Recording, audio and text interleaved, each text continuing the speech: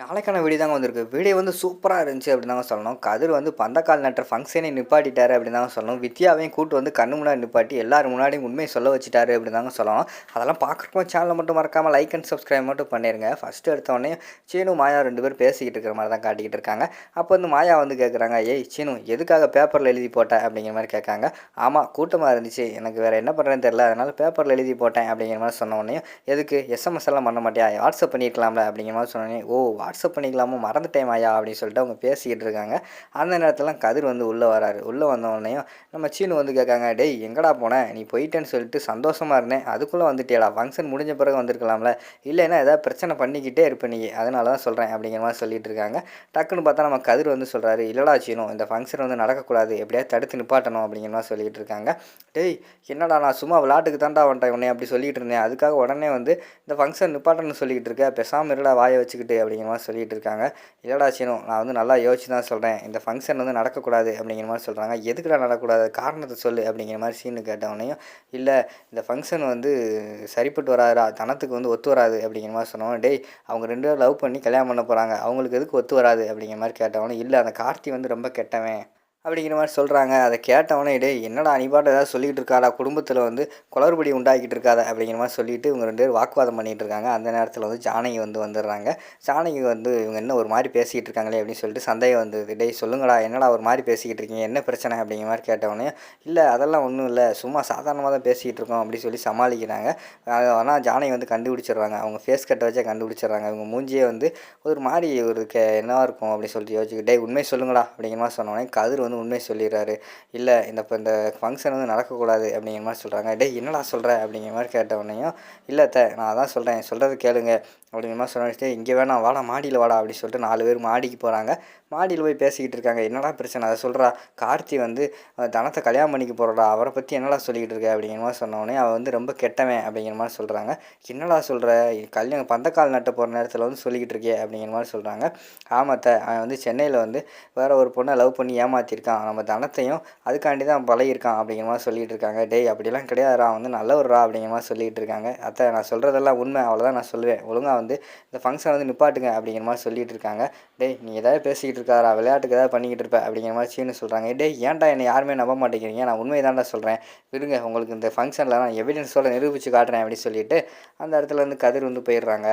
அடுத்த சீனில் வந்து ரகுராம்கிட்ட வந்து அவங்க அம்மா வந்து கேட்காங்க, என்னப்பா சாருவோட பேரண்ட்ஸை யாருமே கூப்பிடலையா அப்படிங்கிற மாதிரி சொன்னோன்னே, இல்லைம்மா அவங்கள கூப்பிடலை, ஆல்ரெடி வந்து அவங்க பொண்ணுக்கு வந்து எந்த ஒரு நல்ல காரியமும் நடக்கலைன்னு சொல்லிவிட்டு அவங்க ரொம்ப கவலையில் இருக்காங்க, இந்த நேரத்தில் நம்ம வந்து அவங்கள கூப்பிட்டு அவங்கள எது கஷ்டப்படுத்திக்கிட்டு இருக்கணும், அதனால தான்மா நான் கூப்பிடலை அப்படிங்கிற மாதிரி சொல்கிறாங்க. சரிப்பா நீ சொல்கிறதும் சரிதான் அப்படிங்கிற மாதிரி சொல்லிவிட்டு அவங்க பேசிகிட்டு இருக்கிற நேரத்துலலாம் இங்கிட்ட வந்து கார்த்தி அவங்க எல்லோரும் வராங்க. கார்த்தி, புவனேஸ்வரி, அவங்க அண்ணன் எல்லாருமே வராங்க. வந்தவொடனே அவங்க அண்ணன் வந்து சொல்கிறாரு, இங்கே வந்து எதுவுமே இன்னும் உண்மை தெரியலன்னு நினைக்கிறேன், ஏன்னா ஃபங்க்ஷனில் எல்லாமே விறுவிறுப்பாக நடந்துக்கிட்டு இருக்குது, கார்த்தியை பற்றி உண்மை இன்னும் வெளியில் தெரிஞ்சிருக்காது அப்படிங்கிற மாதிரி சொல்லிகிட்டு இருக்காங்க.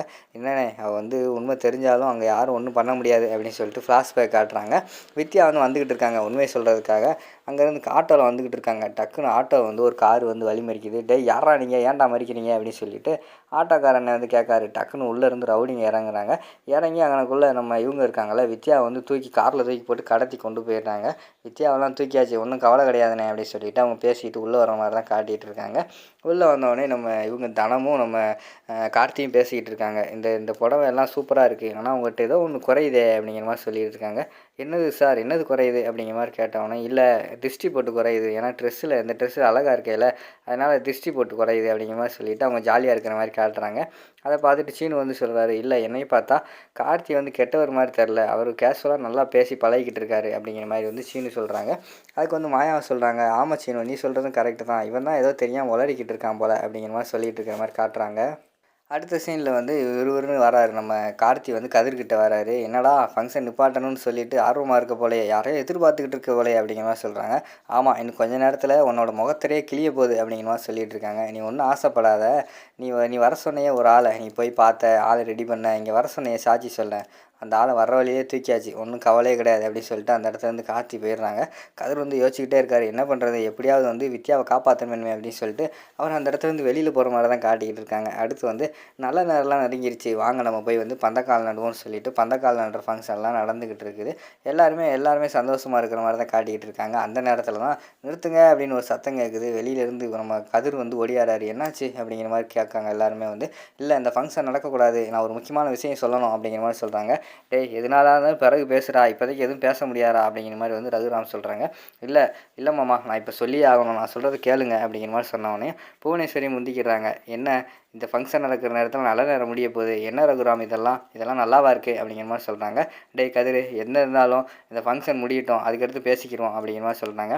ஆமாம், இந்த ஃபங்க்ஷனே நடக்கக்கூடாது அப்படிங்கிற மாதிரி சொல்கிறாங்க. என்னடா சொல்கிற அப்படிங்கிற மாதிரி சொன்னவொடனே இந்த கார்த்தி வந்து நல்லவன் இல்லை அப்படிங்கிற மாதிரி சொல்கிறாங்க. அவன் நல்லவன் இல்லைன்னு சொல்கிறதுக்கு உனக்கு என்ன ரைட்ஸ் இருக்குது, உன்கிட்ட என்ன இது இருக்குது, நீ எதுவும் ஆதாரம் வச்சிருக்கியா அப்படிங்கிற மாதிரி வந்து நம்ம இவங்க புவனேஸ்வரி வந்து கேட்காங்க. ஆதாரம் இல்லை, என்கிட்ட வந்து சாட்சியே இருக்குது அப்படிங்கிற மாதிரி சொல்கிறாங்க.